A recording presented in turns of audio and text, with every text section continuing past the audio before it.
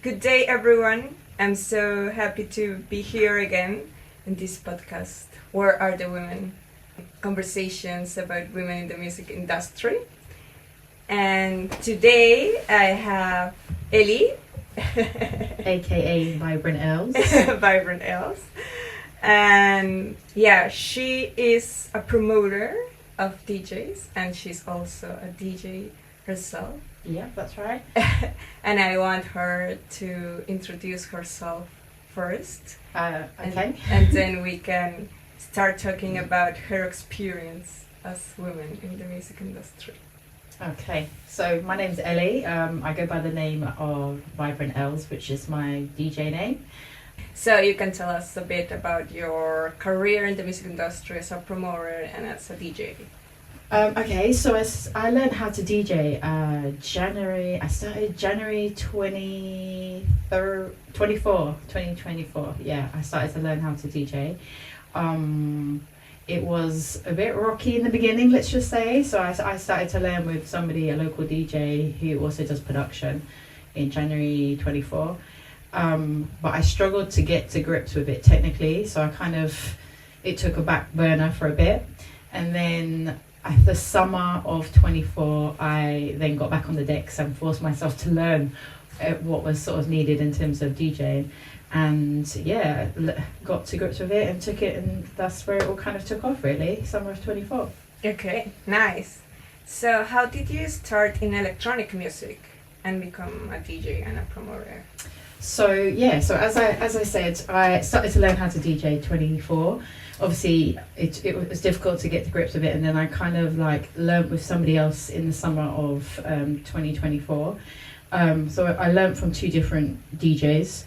And then I got offered to do my first gig in October 2024, and that was successful. And then sort of kind of established myself sort of really as a DJ and a promoter from autumn, winter 2024.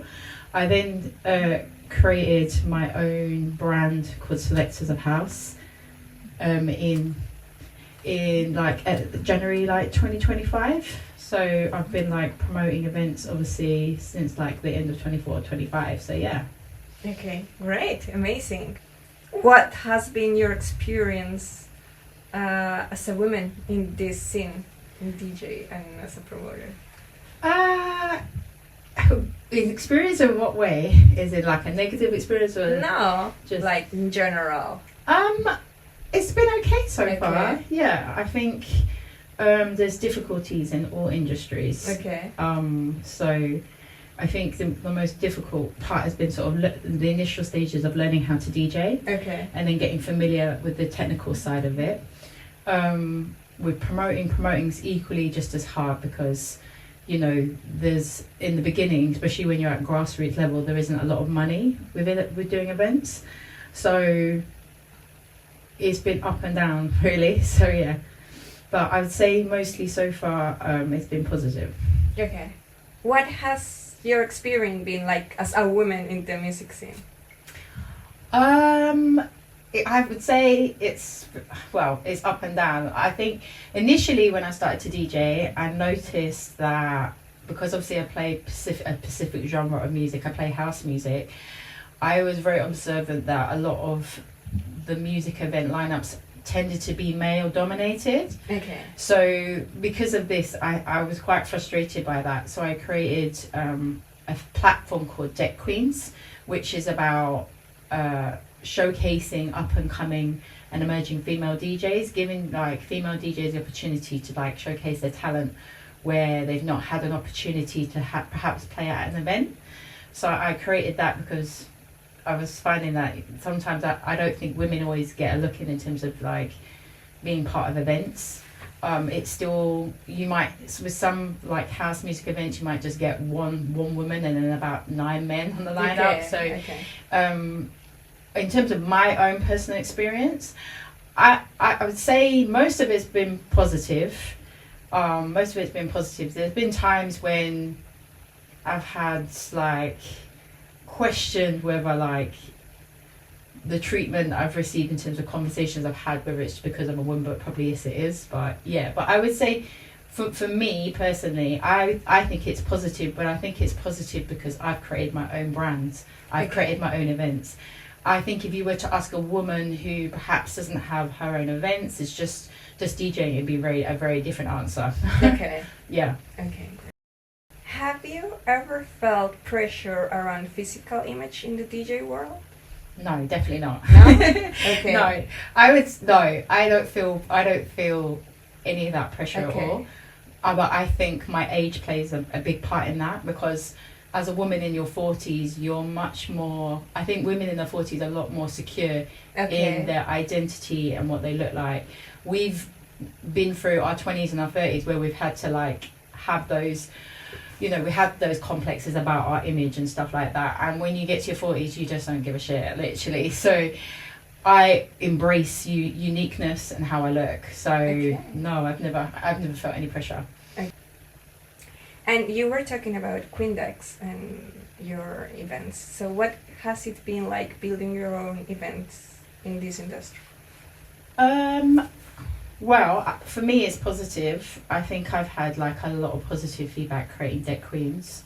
The idea came about from a friend of mine, a male DJ that I know called Robbie J.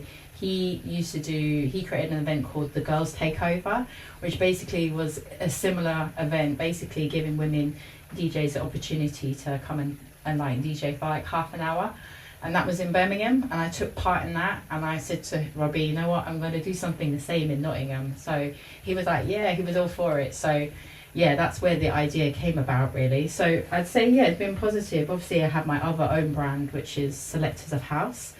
And that's been positive as well. I think it's difficult sometimes, like when you're launching your own event, in an industry where there's quite a lot of same events, but overall, no, it's been positive. Like the venue that I'm working with at the moment with my event are really positive about the event. They love Soulful House, so yeah, it's been positive so far. But it's not like, it's been a journey, let's just say that, because I think when you're starting out, it can be really difficult to find venues that can see your vision and want to embrace that. Okay. And that was the biggest, I think, for me, when I created like Selectors House, that was the hardest thing, was finding a venue that would take you on as a grassroots promoter and give you an opportunity. That was the hardest thing. Okay. And then where I am now, where my event currently is being held, like the management there are really positive. They're very open-minded. So yeah, I've got the support like locally from a grassroots venue. So yeah. Okay, that's amazing. And how has your experience been collaborating with male promoters and colleagues?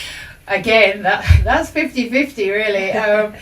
Right, I would say I'll start off with the positive. Okay. Yeah, positive in the sense of I've got some really good, great male DJ promoter friends who are male, and my friend Danny Raja, and also my other friend Michael Galloway. Like, they are guys who are really awful, like don't really care about how many females are on the lineup. They embrace it. They don't see gender as an issue. And then I've come across other DJs, and it tends to usually be the older male, like the male DJ in his 50s who's been DJing for like 30 odd years. This is my personal experience. Obviously, I'm not saying that's how they all are, but my personal experience is like they don't really necessarily always embrace female DJs. I've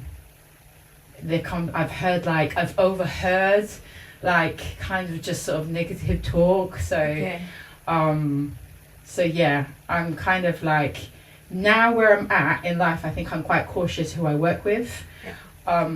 And that's just because things have not worked out in the past with people that I've like with men that I've thought, we were going to collaborate on something. So yeah, but it takes a while to get like find your tribe, as they say. Okay. And once you find your tribe and know the people that support you, then you just stick with them, really. So yeah. So I'd say it's 50-50, positive and negative. Okay. So you think younger men can be more supportive? Definitely. Okay. Definitely. This is my own experience. So I obviously and I think it's down to personality as well. There's an element of personality, because like I said, it's not all older guys. You know, there are a lot of older guys who like really embrace like female DJs coming through. However, I do think younger guys are more the younger male promoters are more open-minded, and just like they haven't grown up in this era. Okay. You know, from the olden days where it was all them, just as men DJs. So Okay. I do think younger guys tend to be a lot more open-minded. And finally, because this is a conversation for women in the music industry, what would you say to women who want to start a career in the music industry as DJ or promoters?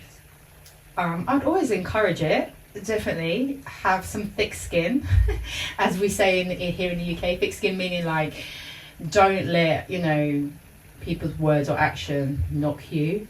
Like, have a vision, what you want, and stay true to yourself. Like, and believe in yourself, and go for it. Like, don't let anything stop you, because there are people who will try and sabotage your events, all sorts of things. There's always going to be people that are chatting behind your back, but like, if you believe in yourself, that's one of the most important things. Believe in yourself, and then other people will believe in you as well. So yeah, just go for it, and don't let anything or anybody stop you.